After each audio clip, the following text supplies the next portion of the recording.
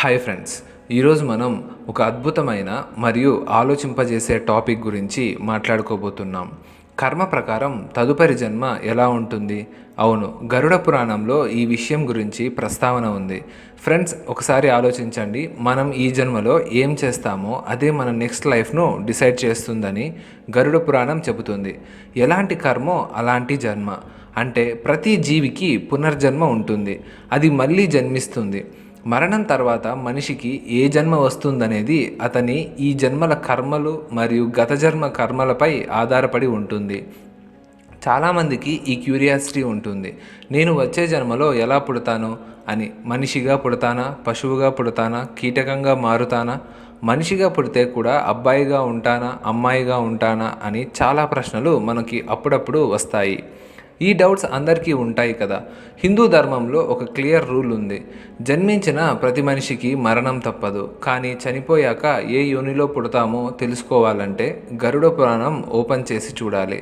ఇది మన కర్మలను బట్టి పునర్జన్మను ఎలా డిసైడ్ చేస్తుందో ఫుల్ డీటెయిల్గా చెబుతుంది. మంచి కర్మలు చేస్తే స్వర్గం, చెడు కర్మలు చేస్తే నరకం. ఇది ఆ భగవంతుడు చెప్పిన విషయం. ఈ వీడియోలో మనం మన కర్మలను బట్టి మన గత జన్మలో ఎలా ఉన్నాం మరియు వచ్చే జన్మలో ఎలా పుడతాం అనేది గరుడ పురాణం ద్వారా ఒక్కొక్కటిగా తెలుసుకుందాం. గరుడ పురాణం అంటే ఏంటో కొంచెం డీప్గా చూద్దాం. ఇది హిందూ ధర్మాలలో 18 మహాపురాణాలలో ఒకటి. చాలా స్పెషల్. దీన్ని భగవాన్ మహావిష్ణువు తన వాహనమైన గరుడ పక్షికి చెప్పిన సంభాషణ ఆధారంగా రాశారు. ఇందులో జన్మ, మరణం తర్వాత ఆత్మకు ఏం జరుగుతుంది అని డీటెయిల్గా ఉన్నాయి. అంతేకాదు మన స్వభావం గురించి కూడా, మంచి చెడు కర్మల గురించి కూడా వివరంగా చెప్పారు. ఈశ్వరుడి దృష్టిలో మంచి పనులు పుణ్యం, చెడు పనులు పాపం. ఇది బేసిక్ లైనప్. ఈ పురాణంలో చెప్పిన విషయాలను ఫాలో అయితే మన లైఫ్ను అద్భుతంగా మార్చుకోవచ్చు. సనాతన ధర్మంలో ఎవరైనా చనిపోతే ఈ గరుడ పురాణాన్ని చదవడం ఆనవాయితీ. ఎందుకంటే ఇది ఆత్మ యొక్క ప్రయాణాన్ని వివరిస్తుంది. మనిషి భూమిపై చేసే పాపాలను విడివిడిగా శిక్షలు ఉంటాయని గరుడ పురాణం చెబుతుంది. మంచి కర్మలు చేస్తే స్వర్గానికి వెళ్తారు, చెడు కర్మలు చేస్తే నరకానికి వెళ్తారు. ఉదాహరణకు గాడిద, కుక్క, పాము, కోతి, తాబేలు, కీటకాలు ఇలా వివిధ యోనుల్లో జన్మించడం గత జన్మ కర్మల ఫలితమే. ఇప్పుడు అసలు టాపిక్లోకి వెళ్దాం. ఏ కర్మకు ఏ జన్మ వస్తుందో చూద్దాం. తాబేలు జన్మ తల్లిదండ్రులను బాధ పెట్టేవాళ్ళు, సోదరులను టార్చర్ చేసేవాళ్ళు తాబేలుగా పుడతారు. తాబేలు జీవితం 200 నుండి 300 ఏళ్ళు. అంటే లాంగ్ టైం. శిక్ష. తప్పు చేసినా ఎవరు నన్ను ఏం చేస్తారు అనుకునే వాళ్లకు ఈ ఈశ్వరుడు ఇలాంటి శిక్షలు వేస్తాడు. ఎందుకంటే మనల్ని ఆ భగవంతుడు ఎప్పుడూ చూస్తూనే ఉంటాడు. స్త్రీ జన్మ అబ్బాయిలు స్త్రీలా బిహేవ్ చేస్తే, స్త్రీ స్వభావం అలవర్చుకుంటే వచ్చే జన్మలో అమ్మాయిగా పుడతారు. శరీరం ద్వారా కర్మలు చేస్తేనో ఆత్మ మోక్షం వైపు వెళ్తుంది. కోతి యోని యజమానిని మోసం చేసేవాళ్ళు కోతిగా జన్మిస్తారు. గాడిద జన్మ బెస్ట్ ఫ్రెండ్స్ను ఇన్సల్ట్ చేసేవాళ్ళు గాడిదలుగా పుడతారు. గాడిద జీవితం 25 నుంచి 30 ఏళ్ళు. పాపం చిన్నదైతే త్వరగా విముక్తి దొరుకుతుంది. కుక్క జన్మ ధర్మాన్ని అవమానించే వాళ్ళు, పూజలు చెయ్యని వాళ్ళు, వేదాలను గౌరవించని వాళ్ళు కుక్కలుగా పుడతారు. ఎందుకంటే ఇది స్వయంగా శ్రీ మహావిష్ణువు ఇలా చెప్పారు. కీటకాలు ఇతరులను నిందించేవాళ్ళు, చెడుగా బిహేవ్ చేసేవాళ్ళు కీటకాలుగా పుడతారు. యోని ఇతరుల డబ్బులు తిరిగి ఇవ్వకపోతే మకరంగా పుడతారు. జీవితం ఎన్నో కర్మలపై డిపెండ్ అవుతుంది.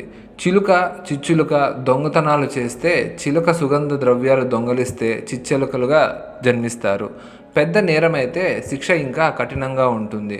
గుడ్లగూబ మోసగాళ్ళు ఇతరులను ఉపయోగించుకునే వాళ్ళు గుడ్లగూబలుగా పుడతారు. నరకంలో వీళ్లకు మరింత కఠినంగా శిక్షలు ఉంటాయి. పరాయి స్త్రీతో సంబంధం ఇలాంటి వాళ్ళు తోడేలు, కుక్క, నక్క, రాబందు, పాము, కాకి, కొంగలుగా పుడతారు. స్త్రీలైతే బల్లి, పాము, గబ్బిలం, కిన్నెర జన్మగా పుడతారు. నరకంలో వీళ్ళకి భయంకరమైన కష్టాలు, శిక్షలు తప్పవు. మేక జన్మ ఎప్పుడూ తిట్టేవాళ్ళు మేకలుగా పుడతారు.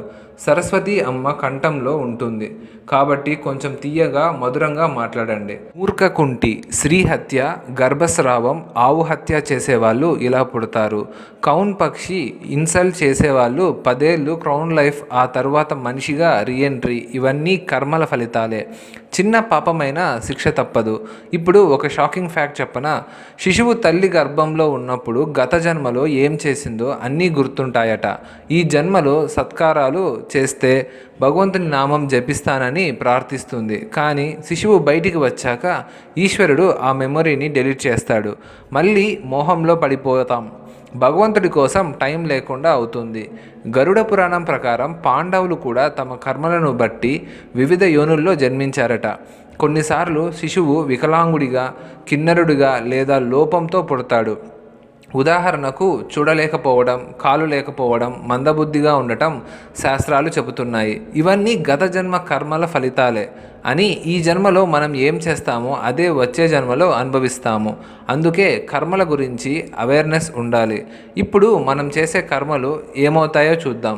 ఇతరుల గురించి మంచిగా ఆలోచిస్తే, ధర్మాన్ని గౌరవిస్తే, జంతువులపై ప్రేమ చూపిస్తే, తల్లిదండ్రులను బాగా చూసుకుంటే, గురువు చూపిన దారిలో నడిస్తే మరణించిన తర్వాత స్వర్గానికి వెళ్తారు. మరణ సమయంలో జై శ్రీరామ్ అని చెప్పండి.